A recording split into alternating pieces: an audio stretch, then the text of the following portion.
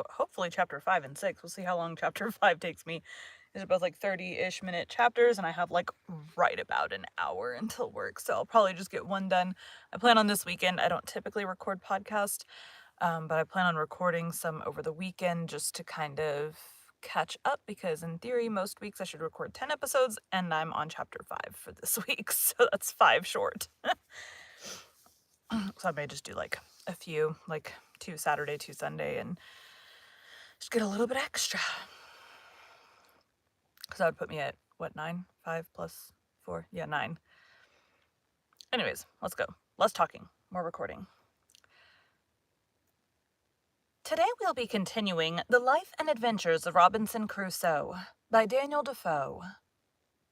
Chapter 5. Builds a House. The Journal. September 30th, 1659.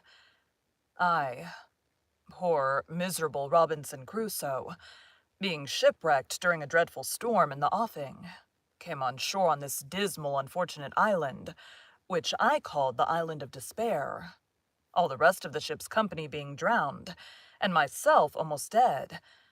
All the rest of the day I spent in afflicting myself at the dismal circumstances I was brought to. I had neither food, house, clothes, weapon, nor place to fly to, and in despair of any relief I saw nothing but death before me. Either that I should be devoured by wild beasts, murdered by savages, or starved to death for want of food. At the approach of night I slept in a tree, for fear of wild creatures, but slept soundly, though it rained all night. October 1st. Give a little bit of time.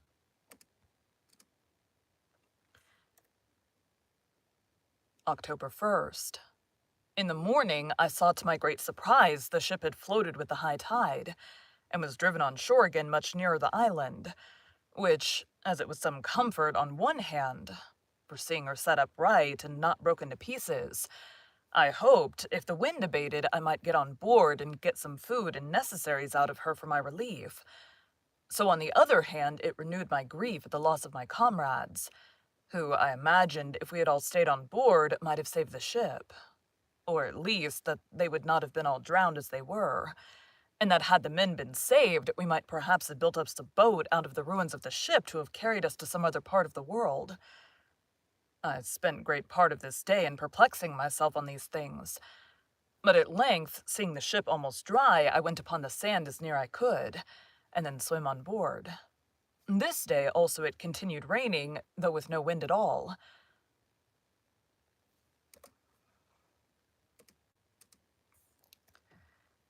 This day also it continued raining, though with no wind at all. From the 1st of October to the 24th. All these days entirely spent in many several voyages to get all I could out of the ship, which I brought on shore every tide of flood upon rafts. Much rain also in the days, though with some intervals of fair weather. But it seems this was the rainy season. October 20th. I overset my raft, and all the goods I had got upon it, but being in shoal water, and the things being chiefly heavy, I recovered many of them when the tide was out. October 25th. It rained all night and all day, with some gusts of wind, during which time the ship broke in pieces, the wind blowing a little harder than before, and was no more to be seen except the wreck of her, and that only at low water. I spent this day in covering and securing the goods which I had saved, that the rain might not spoil them. October 26th. I walked about the shore almost all day, to find out a place to fix my habitation, greatly concerned to secure myself from any attack in the night, either from wild beasts or men. Towards night I fixed upon a proper place under a rock, and marked out a semicircle for my encampment, which I resolved to strengthen with a wall or fortification made of double piles, lined within with cables, and without with turf. From the 26th, I need to do that again. Lined within with cables, and without with turf. From the 26th to the 30th, I worked very hard in carrying all my goods to my new habitation, though some part of the time it rained exceedingly hard. The 31st in the morning, I went out into the island with my gun to seek for some food and discover the country, when I killed a she-goat and her kid followed me home, which I afterwards killed also because it would not feed. November 1st.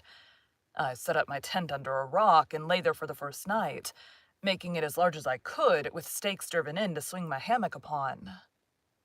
November 2nd. I set up all my chests and boards and the pieces of timber which made my rafts, and with them formed a fence round me, a little within the place I had marked out for my fortification. November 3rd. I went out with my gun and killed 2 fowls like ducks, which were very good food. In the afternoon, went to work to make me a table. November 4th. This morning I began to order my times of work, of going out with my gun, time of sleep, and time of diversion. Every morning I walked out with my gun for 2 or 3 hours, if it did not rain, then employed myself to work till about 11 o'clock. Then eat what I had to live on, and from 12 to 2 I lay down to sleep, the weather being excessively hot, and then in the evening to work again. The working part of this day and of the next were wholly employed in making my table.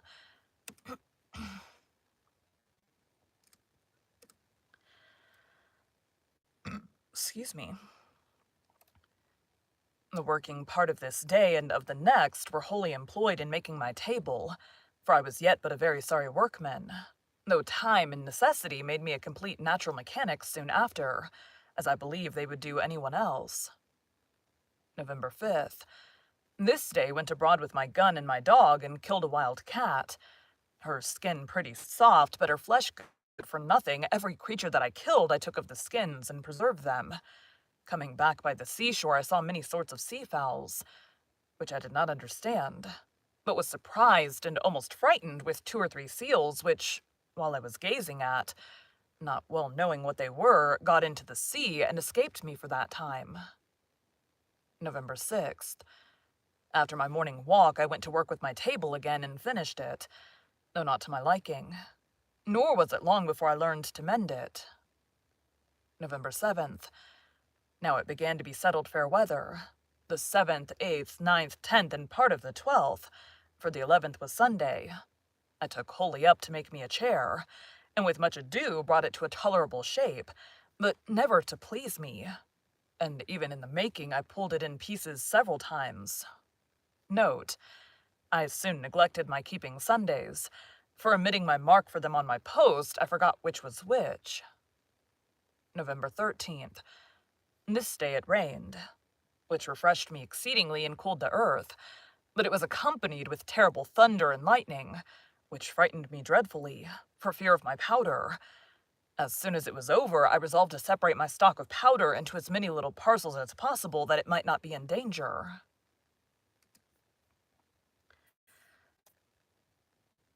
November 14th, 15th, 16th. These 3 days I spent in making little square chests or boxes, which might hold about 1 pound or 2 pounds at most of powder, and so putting the powder in, I stowed it in places as secure and remote from one another as possible. On one of these 3 days I killed a large bird that was good to eat, but I knew not what to call it. November 17th. This day I began to dig behind my tent into the rock, to make room for my further conveniency. Note: these 3 things I wanted exceedingly for this work: a pickaxe, a shovel, and a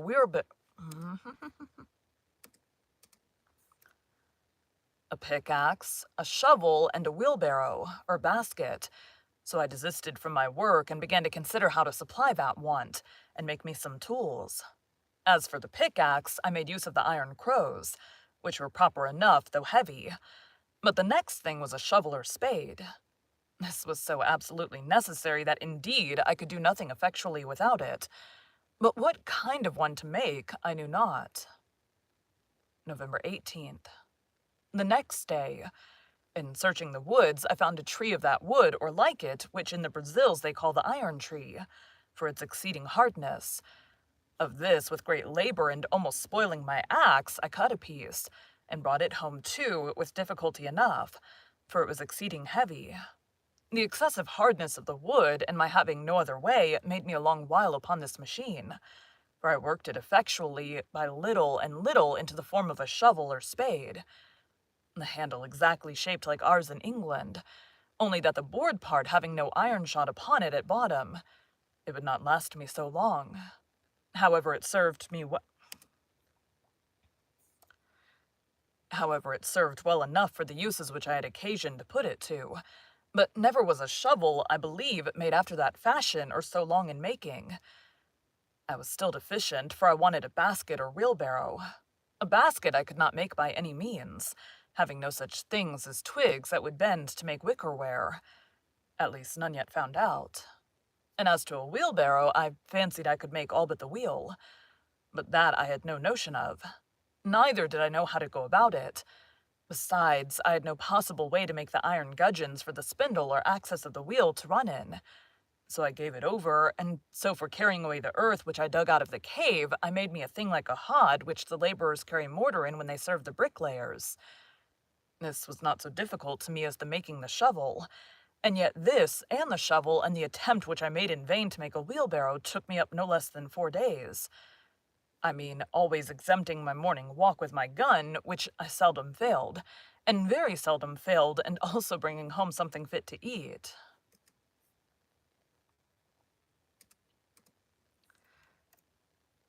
And very seldom failed also bringing home something fit to eat. November 23rd. My other work having now stood still because of my making these tools. When they were finished, I went on.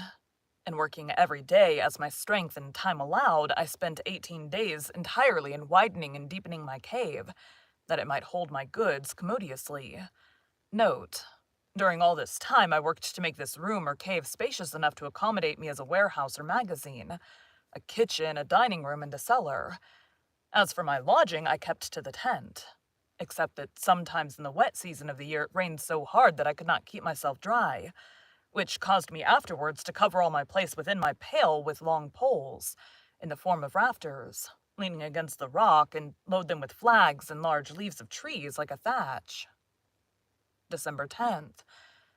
I began now to think my cave or vault finished, when on a sudden, it seems I had made it too large, a great quantity of earth fell down from the top on one side, so much that, in short, it frightened me, and not without reason, too, for if I had been under it, I had never wanted a gravedigger. I had now a great deal of work to do over again, for I had the loose earth to carry out, and which was of more importance, I had the ceiling to prop up, so that I might be sure no more would come down. December 11th. This day I went to work with it accordingly and got 2 shores or posts pitched upright to the top, with 2 pieces of boards across over each post. This I finished the next day. And setting more posts up with boards, in about a week more I had the roof secured, and the posts, standing in rows, served me for partitions to part off the house.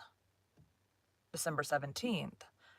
From this day to the 20th I placed shelves and knocked up nails on the posts, to hang everything up that could be hung up, and now I began to be in some order within doors. December 20th. Now I carried everything into the cave, and began to furnish my house and set up some pieces of boards like a dresser, to order my victuals upon. But boards began to be very scarce with me. Also I made me another table. December 24th. Much rain all night and day. No stirring out. December 25th. Rain all day. December 26th. No rain, and the earth much cooler than before and pleasanter. December 27th. Killed a young goat and lamed another, so that I caught it and led it home in a string. When I had it home, I bound and splintered up its leg, which was broke. N.B. I took such care of it that it lived, and the leg grew well and as strong as ever. But by my nursing it so long, it grew tame and fed upon the little green at my door and would not go away. This was the first time that I entertained a thought of breeding up some tame creatures, that I might have food when my powder and shot was all spent. December 28th, 29th, 30th. Great heats and no breeze, so that there was no stirring abroad except in the evening for food. This time I spent in putting all my things in order within doors. January 1st. Very hot still. But I went abroad early and late with my gun and lay still in the middle of the day. This evening, going further into the valleys which lay towards the center of the island, I found there were plenty of goats, though exceedingly shy and hard to come at. However, I resolved to try if I could not bring my dog to hunt them down. January 2nd. Accordingly, the next day I went out with my dog and set him upon the goats. But I was mistaken, for they all faced about upon the dog, and he knew his danger too well, for he would not come near them. January 3rd. I began my fence or wall, which, being still jealous of my being attacked by somebody, I resolved to make very thick and strong. N.B. This wall being described before, I purposely omit what was said in the journal. It is sufficient to observe that I was no less time from the 2nd of January to the 14th of April working, finishing, and perfecting this wall, though it was no more than about 24 yards in length, being a half circle from one place in the rock to another place, about 8 yards from it, the door of the cave being in the center behind it. All this time I worked very hard, the rains hindering me many days, nay, sometimes weeks together. But I thought I should never be perfectly secure till this wall was finished, and it is scarce credible what inexpressible labor everything was done with, especially the bringing piles out of the woods and driving them into the ground, for I made them much bigger than I needed to have done. When this wall was finished and the outside double fenced, with a turf wall raised up close to it, I perceived myself that if any people were to come on shore there, they would not perceive anything like a habitation, and it was very well I did so, as may be observed hereafter upon a very remarkable occasion. During this time I made my rounds in the woods for game every day when the rain permitted me, and made frequent discoveries in these walks of something or other to my advantage. Particularly I found a kind of wild pigeon. Particularly I found a kind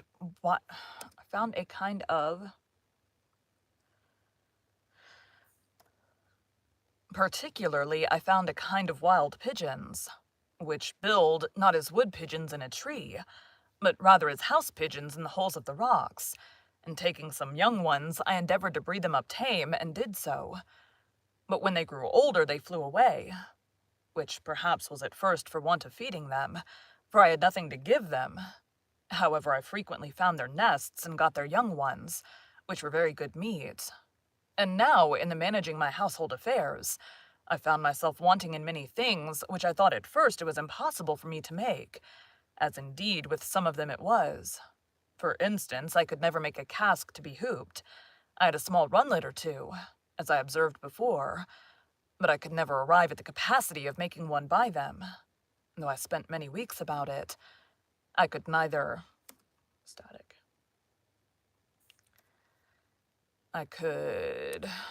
Gotta find where I am.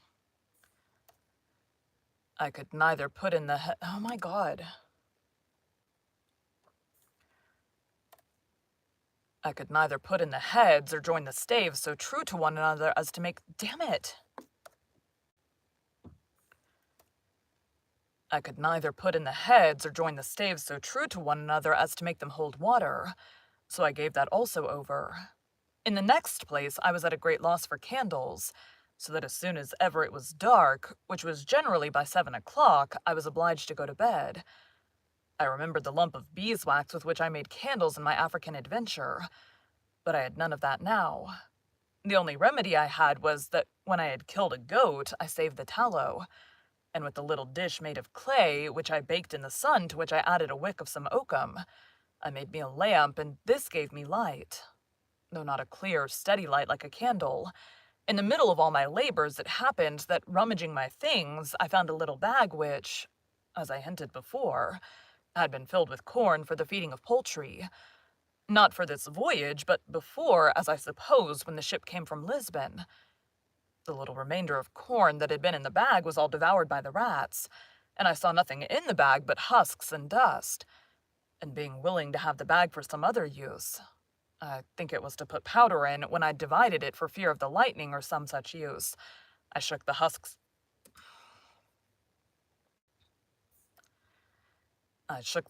of corn out of it on one side of my fortification under the rock. It was a little before the great rains just now mentioned that I threw this stuff away, taking no notice, and not so much as remembering that I had thrown anything there when about a month after or thereabouts I saw some few stalks of something green shooting out of the ground, which I fancied might be some plant I had not seen. But I was surprised and perfectly astonished when after a little longer time I saw about 10 or 12 ears of corn come out.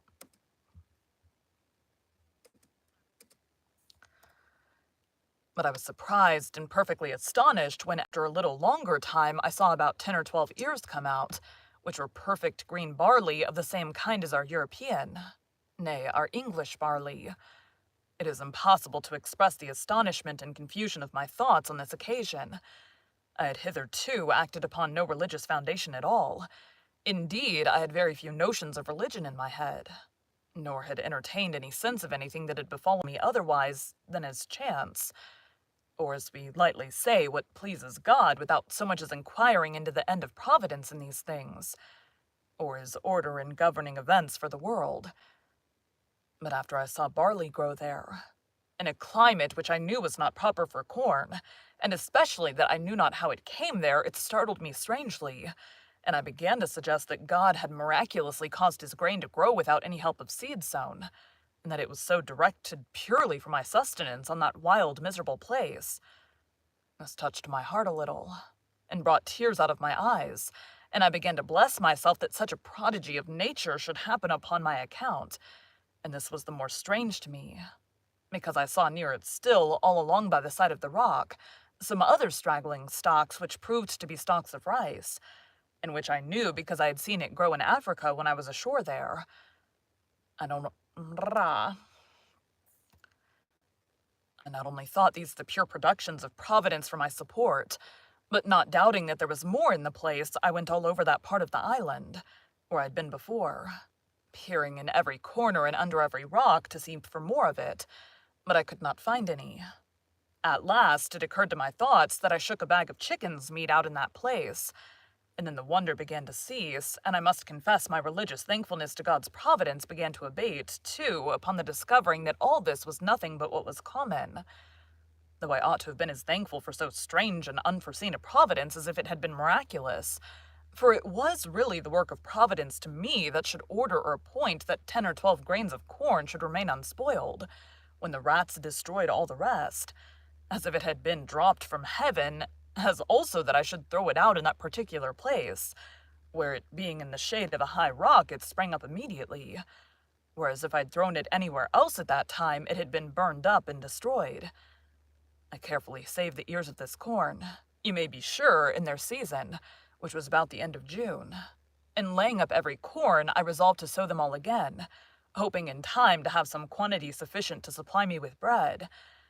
But it was not till the 4th year that I could allow myself the least grain of this corn to eat, and even then but sparingly, as I shall say afterwards, in its order. For I lost all that I sowed the first season, by not observing the proper time, for I sowed it just before the dry season, so that it never came up at all, at least not as it would have done of which in its place.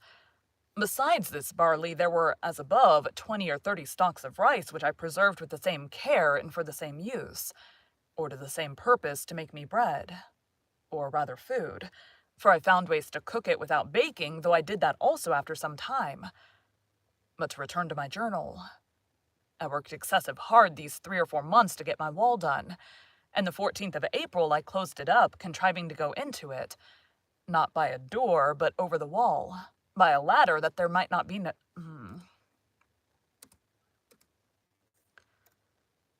But by a ladder... No.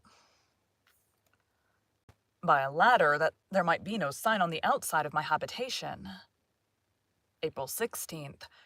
I finished the ladder, so I went up the ladder to the top and then pulled it up after me, and let it down in the inside. This was a complete enclosure to me, for within I had room enough, and nothing could come at me from without unless it could first mount my wall. The very next day after this wall was finished, I had almost had all my labor overthrown at once and myself killed. The case was thus. As I was busy in the inside behind my tent, just at the entrance into my cave, I was terribly frightened with a most dreadful, surprising thing indeed. For all on a sudden, That is what it says. That's very weird, though.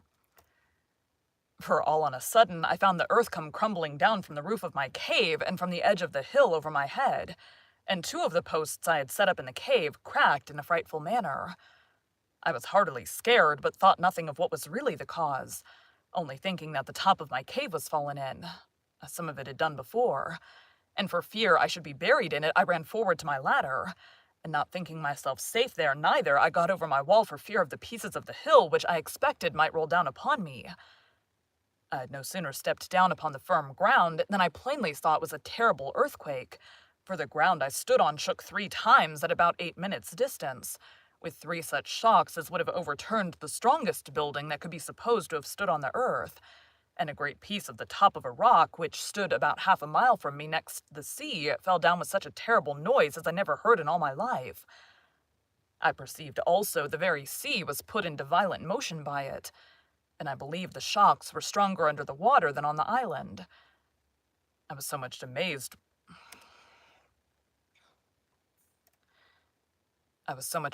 with the thing itself, having never felt the like, nor discoursed with anyone that had, that I was like one dead or stupefied, and the motion of the earth made my stomach sick, like one that was tossed at sea.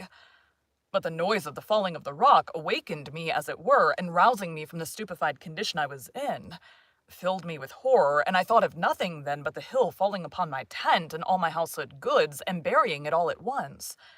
And this sunk my very soul within me a second time. After the 3rd shock was over, and I felt no more for some time, I began to take courage.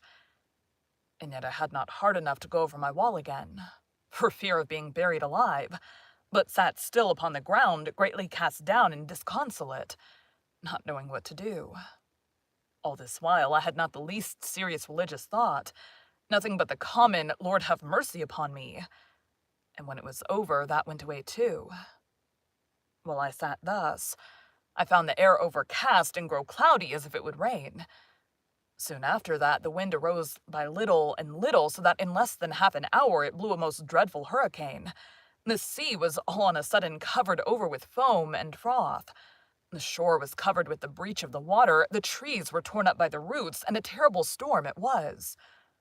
This held about 3 hours, and then began to abate, and in 2 hours more it was quite calm and began to rain very hard. All this while I sat upon the ground very much terrified and dejected, when on a sudden it came into my thoughts that these winds and rain being the consequences of the earthquake, the earthquake itself was spent and over, and I might venture into my cave again. With this thought, my spirits began to revive, and the rain also helping to persuade me, I went in and sat down in my tent. But the rain was so violent that my tent was ready to be beaten down with it, and I was forced to go into my cave, though very much afraid and uneasy, for fear it should fall on my head. This violent rain forced me to a new work, to cut a hole through my new fortification, like a sink to let the water go out, which would else have flooded my cave. After I'd been in my cave for some time, and found still no more shocks of the earthquake follow, I began to be more composed.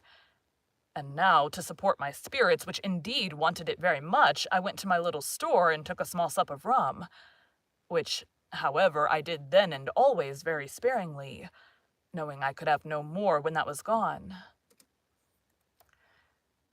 It continued raining all that night, and great part of the next day, so that I could not stir abroad, but my mind being more composed, I began to think of what I had best do, concluding that if the island was subject to these earthquakes, there would be no living for me in a cave, but I must consider of building a little hut in an open place which I might surround with a wall, as I had done here, and so make myself secure from wild beasts or men, for I concluded if I stayed where I was, I should certainly one time or other be buried alive.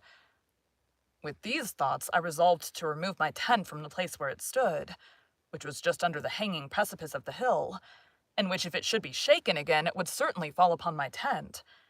And I spent the 2 next days, being the 19th and 20th of April, in contriving where and how to remove my habitation. The fear of being swallowed up alive made me that I never slept in quiet, and yet the apprehension of lying abroad without any fence was almost equal to it. But still, when I looked about and saw how everything was put in order, how pleasantly concealed I was, and how safe from danger, it made me very loath to remove. In the meantime, it occurred to me that it would require a vast deal of time for me to do this, and that I must be contented to venture where I was till I had formed a camp for myself, and had secured it so as to remove to it. So with this resolution I composed myself for a time, and resolved that I would go to work with all speed to build me a wall with piles and cables, in a circle as before, and set my tent up in it when it was finished. But that I would venture to stay where I was till it was finished and fit to remove. This was the 21st. April 22nd. The next morning I begin to consider of means to put this The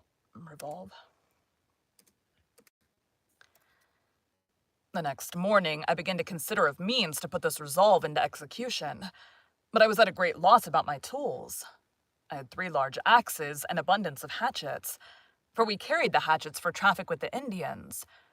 But with much chopping and cutting knotty hard wood, they were all full of notches and dull, and though I had a grindstone, I could not turn it and grind my tools too. This cost me as much thought as a statesman would have bestowed upon a grand point of politics, or a judge upon the life and death of a man. At length I contrived a wheel with a string to turn it with my foot, that I might have both my hands at liberty. Note, I had never seen any such thing in England, or at least not to take notice how it was done, though since I had observed it is very common there. Besides that, my grindstone is very large and heavy. This machine cost me a full week's work to bring it to perfection. April 28th, 29th. These 2 whole days I took up in grinding my tools, my machine for turning my grindstone performing very well. April 30th. Having perceived my bread had been low a great while, now I took a survey of it, and reduced myself to 1 biscuit cake a day, which made my heart very heavy. May 1st. In the morning, looking towards the seaside, the tide being low, I saw something lie on the shore bigger than ordinary, and it looked like a cask. When I came to it, I found a small barrel and 2 or 3 pieces of the wreck of the ship, which were driven on shore by the late hurricane. And looking towards the wreck itself, I thought it seemed to lie higher out of the water than it used to do. I examined the barrel which was driven on shore, and soon found it was a barrel of gunpowder. But it had taken water, and the powder was caked as hard as a stone. However, I rolled it farther on shore for the present, and went on upon the sands as near I could to the wreck of the ship to look for more.